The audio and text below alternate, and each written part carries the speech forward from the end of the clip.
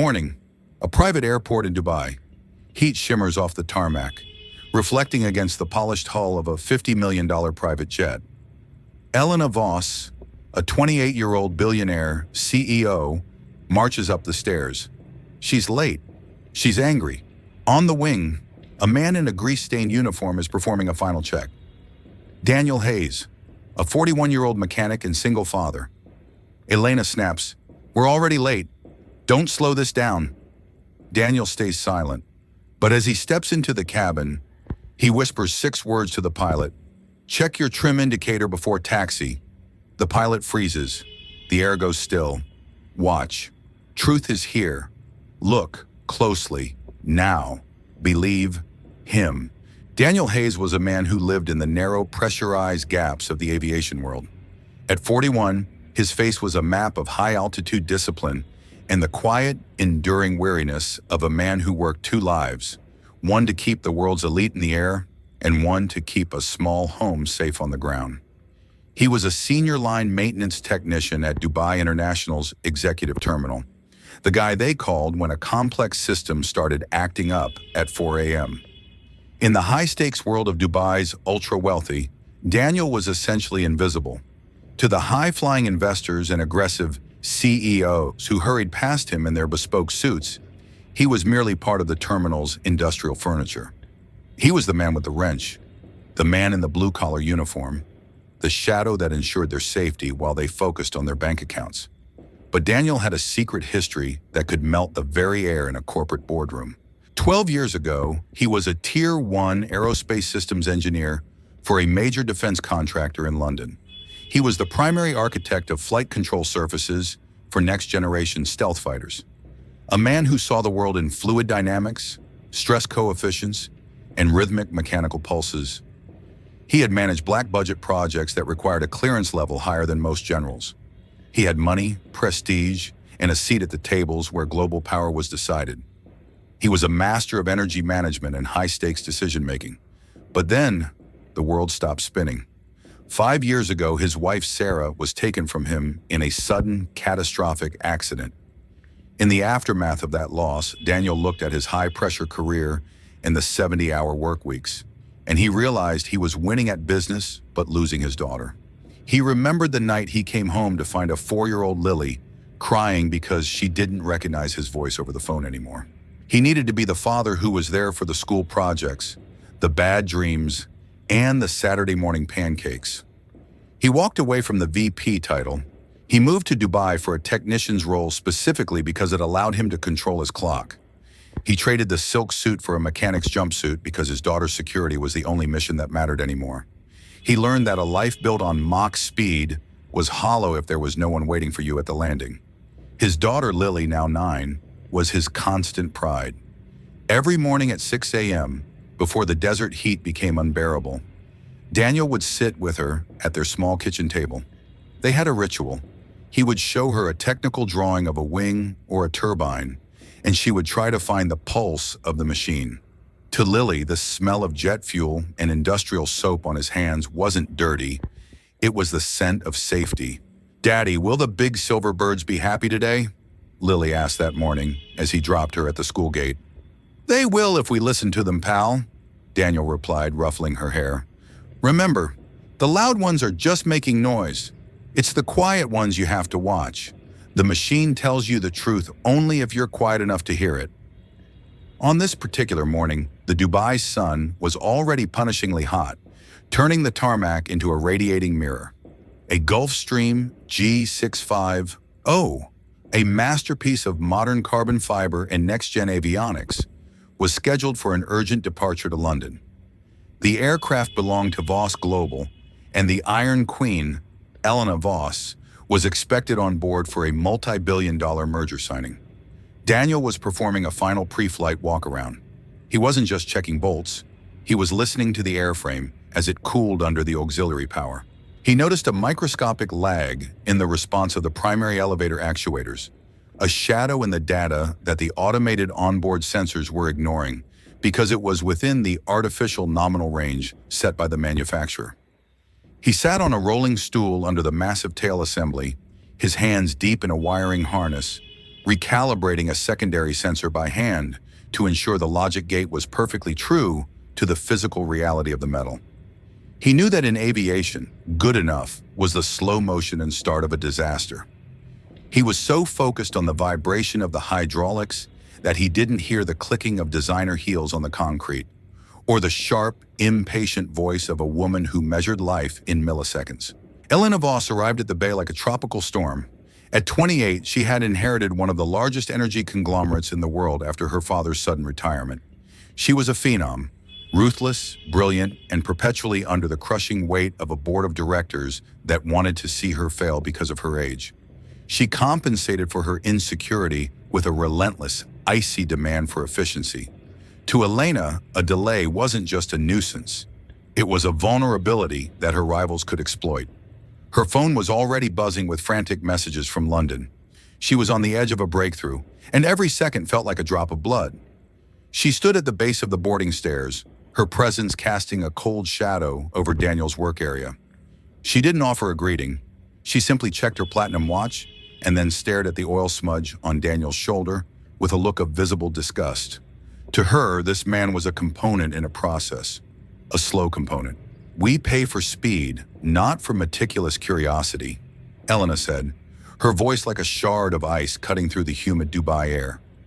"The tower has already given us a departure window. My crew has been sitting in a hot cabin for 15 minutes. Why are you still touching my wing? Is there a reason my $50 million investment is still tethered to the ground by a wrench?" Daniel didn't look up immediately. He finished tightening the secondary grounding wire, his fingers moving with a surgical precision that Elena was too angry to notice. He stood up slowly, wiping his hands on a dark, well-used rag. He looked at the three assistants behind her, all checking their Patek Philippe watches in synchronized annoyance. "Just ensuring the feedback loop is clean, ma'am," Daniel replied, his expression calm and unbreathed. "The high heat environment on the tarmac today can cause a slight thermal drift in the digital offsets. It's better to catch the lag on the ground than at 30,000 feet, where the air is thin and the margins are zero." Elena let out a short, mocking laugh that made her three assistants smirk in unison. "Thermal drift?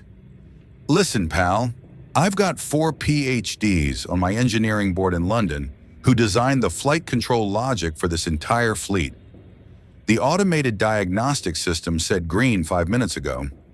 You're just a line technician with a wrench and a job description. We pay for your hands to move the luggage, not for your opinions to slow down my merger. Don't slow this down any further, or I'll have the terminal manager find someone who understands the meaning of an urgent schedule. Move." A flight attendant standing by the open door gave Daniel a sympathetic, embarrassed look. Daniel didn't respond to the threat. He had been in cockpits where the G-force was trying to tear his soul out. A CEO's arrogance was just static on the radio to him. He simply nodded, closed the access panel with a firm, satisfying click, and stepped back into the shadows of the hangar. "It's clear for boarding," Daniel said quietly. Elena marched up the stairs, her designer heels striking the metal with a rhythmic, angry beat. She didn't look back. She entered the cabin, already opening her laptop and demanding a double espresso before the door was even sealed. She believed she had won a battle of wills. She believed that power was the ability to make the world move faster, unaware that she was rushing toward a physics problem she couldn't sign her way out of. Daniel waited until the fuel truck had pulled away and the ground power unit was disconnected. He climbed the stairs one last time to hand the final technical log to the lead pilot. He didn't have to go into the cockpit, but his internal engineering logic wouldn't let him leave until the system loop was closed. He walked past the plush leather seats and the scent of expensive jasmine perfume. He saw Elena in the back, buried in a spreadsheet, her face illuminated by the cold blue light of a screen. She didn't even acknowledge his presence. To her, he was already forgotten. He stepped into the flight deck. The pilot, a seasoned veteran named Marcus with 20 years of experience, was busy with the pre-taxi checklist. He gave Daniel a distracted nod. "Thanks, Hayes. We're good to go. The boss is in a Mach 1 mood today. We need to roll before she fires the whole crew." Daniel stood in the narrow doorway for a heartbeat. He looked at the trim wheels. He looked at the digital display for the horizontal stabilizer. To anyone else, it looked perfect. The computer was reporting nominal, but Daniel's mind went back to the lag he had felt under the wing, the physical shiver of the actuators that hadn't quite matched the digital command on his tablet. He knew the software was lying to save time. He leaned forward, his voice a low, steady rumble that bypassed the noise of the cooling fans. "Marcus," Daniel said, "do me a favor. Check your trim indicator before you move to taxi. Specifically, the manual override offset for the secondary cable. The digital sync is masking a physical bind." Marcus stopped his hand mid-air. He looked at Daniel and then at the screen. To any other pilot, it would have been a strange, even annoying suggestion from a mechanic. But Marcus had worked with Daniel for 3 years. He knew that when the quiet guy spoke, it wasn't a guess. It was a warning from a man who knew the skeletal truth of the machine. The cockpit door hissed shut and locked, sealing the pilots in their world of glowing glass and high-tech silence. Outside, Daniel was already wheeling his heavy steel toolkit back toward the safety of the hangar. Inside, Captain Marcus sat in the sudden silence of the flight deck, Daniel's words echoing in his mind like a siren.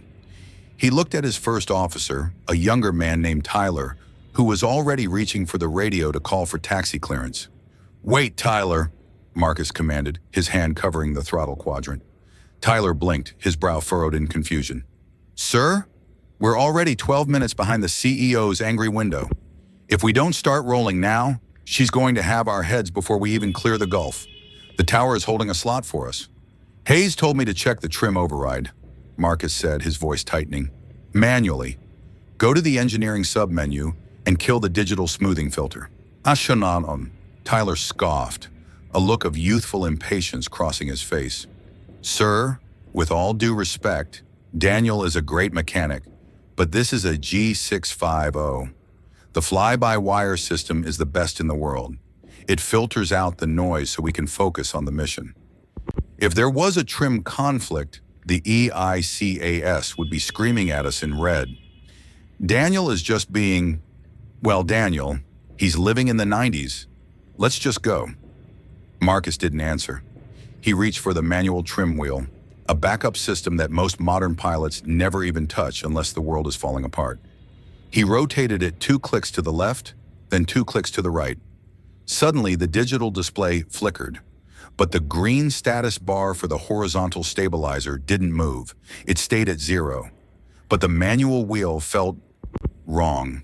It was heavy, gritty, like it was fighting against a physical obstruction buried deep in the tail. Marcus pushed it further, putting his weight into it. The mechanical resistance increased exponentially, but the digital sensor on the primary display remained perfectly, terrifyingly steady at 0. "What the?" Tyler whispered, his eyes widening as he saw the conflict. "The screen says it's centered, but the wheel is jammed." Marcus ran a secondary diagnostic, a deep core system check that bypassed the standard pilot interface. For 15 seconds, the cockpit was filled with the rhythmic clicking of relays and the hum of the data processors. Then the screen turned a violent, pulsing amber. "Warning, horizontal stabilizer, sync failure. Mechanical bind detected, 4.2 degrees offset." The air in the cockpit turned freezing. Marcus felt a cold sweat break out on the back of his neck. A 4.2-degree offset in the trim indicator was massive. If they had attempted a takeoff with that configuration, the plane would have rotated much earlier than the computer expected. At the critical V1 speed, the point of no return, the nose would have pitched up violently toward the sky. The pilot would have fought the controls, the computer would have overcorrected for the ghost data, and the aircraft could have entered a low-altitude stall. At Dubai's heat and altitude, there would have been no room for recovery. They would have been a rain of carbon fiber over the desert in less than 60 seconds. The CEO would have been a billionaire for only 1 more minute. "He caught it," Marcus whispered, his voice shaky. Daniel caught a physical bind in the actuator cable that the digital sensor was completely missing. The sensor was reporting where the motor should be, not where the stabilizer actually was.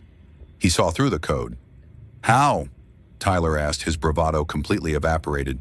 He didn't even have a diagnostic terminal in the cockpit. He was just looking at the wing. He said the feedback didn't match the surface. Marcus replied, staring at his hands. He was listening to the metal. He was actually feeling the machine's heartbeat. We were trusting the math. He was trusting the reality.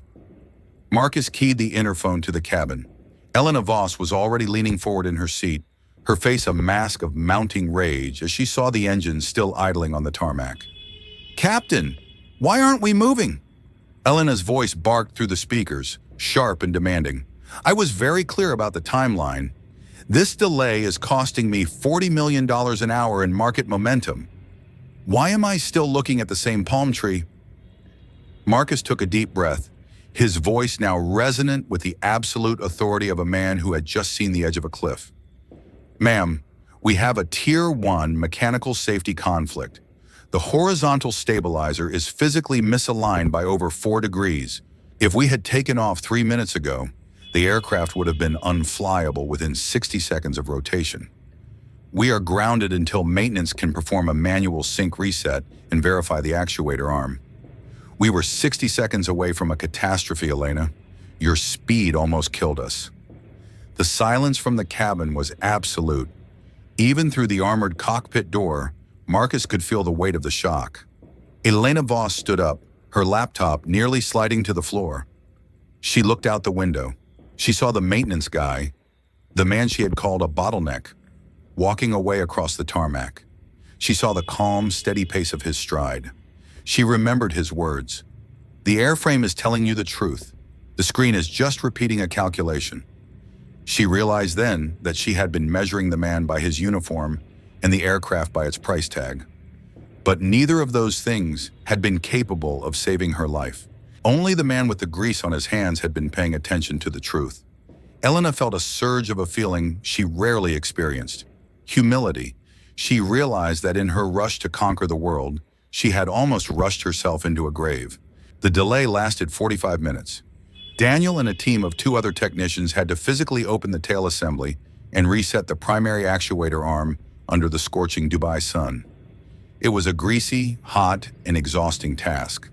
Daniel was elbow-deep in hydraulic fluid, his face streaked with sweat, his focus unbreakable.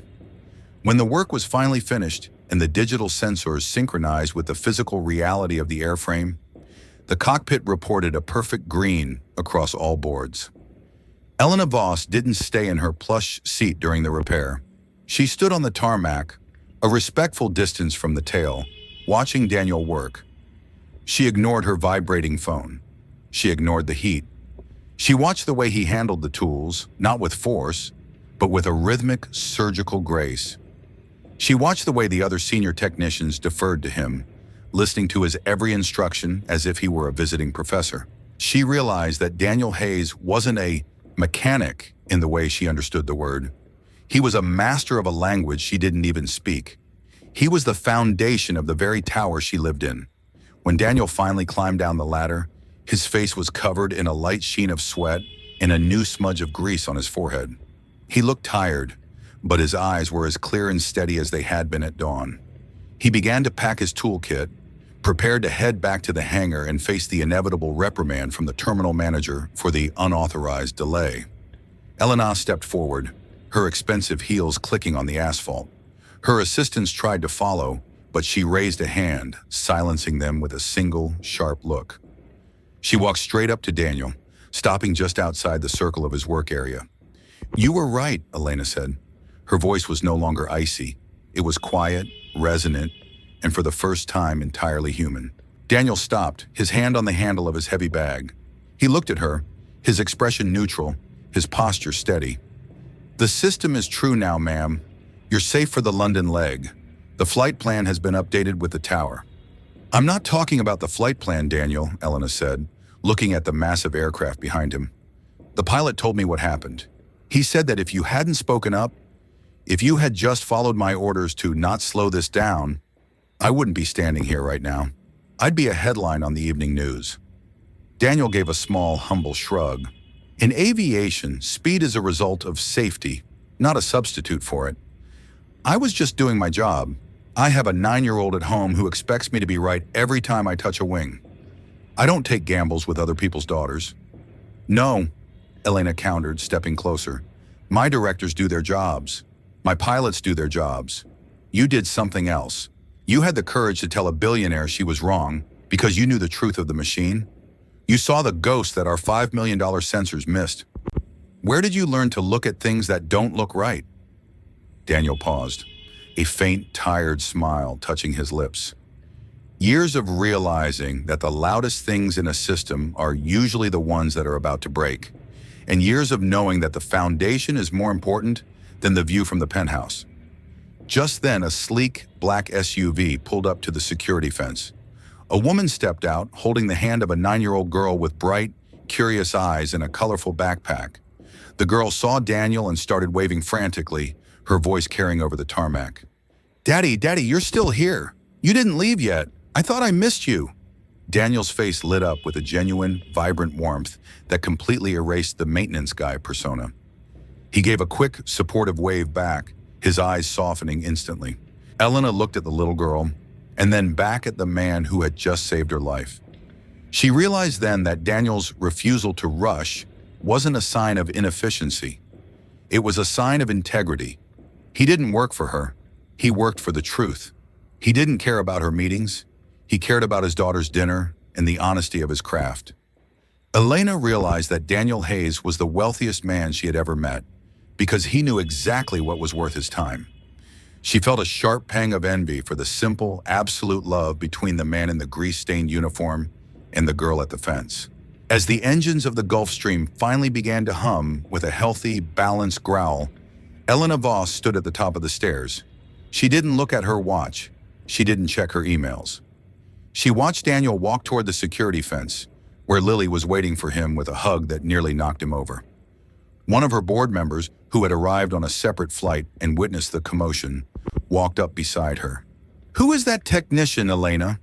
The terminal manager said he's been a disruptive force this morning. He suggested we file a formal complaint for the delay. We can't have line workers overriding the CEO." Elena looked at the board member, her gaze sharpening into the Iron Queen once more, but with a new depth of wisdom that chilled the man to the bone. "He's not a technician, Robert. He's our new lead integrity consultant for the entire global fleet. And if you ever use the word disruptive to describe his precision again, you'll be the one looking for a new job. He didn't override the CEO. He saved her." The board member blinked, stunned. "Consultant? He's wearing grease-stained overalls. He doesn't even have a degree in our database. And those overalls are the only reason we still have a company to run," Elena replied, her voice final. "From now on, no Voss aircraft leaves the ground until a man who knows how to listen to the metal says it's ready. Speed is a privilege we earn through his precision. We are done rushing past the truth." The flight to London was the quietest of Elena's life. She didn't work on the merger. She sat by the window, looking at the clouds, thinking about the man on the tarmac. She realized that she had been chasing a horizon that was always moving, while Daniel Hayes had found a way to stand still in the center of his own world. 3 months later, Daniel still worked at the airport terminal, but his life was different. He still wore the uniform occasionally, and he still smelled of jet fuel. But he no longer worked for the airport. He was the director of a new safety program funded by Voss Global, designed to find and train intuitive engineers. He worked 30 hours a week, and he never missed a single soccer game or science fair. Lily asked him one evening, as they walked along the beach watching the sun set over the Gulf, "Dad, why do the big planes always wait for you now? Why do they stay still until you say go?" Daniel laughed, lifting her up and looking out at the golden horizon. "Because the planes and I have a secret, Lily. We know that the fastest way to get where you're going is to make sure you're ready for the win. And sometimes, the most important thing you can do is just stop and listen. The truth is always there, pal. You just have to be quiet enough to hear it. True power isn't in a title, a bank account, or a private jet. It's found in the quiet integrity of the person who isn't afraid to look closer." The guardian of the sky was home, and for the first time in her life, Elena Voss was finally on schedule. True excellence is found in the quiet courage to prioritize truth over convenience. A person's value is not defined by the clothes they wear or the authority they hold, but by the integrity of their actions when the stakes are at their highest. Never underestimate the quietest person in the room. They might be the only one who sees the danger before it arrives. Character is built in the shadows, but it shines brightest when the world gets loud. If you believe that attention to detail and human integrity can save lives, subscribe for more stories like this. And tell me in the comments, have you ever noticed a small detail that everyone else missed? What happened when you spoke up?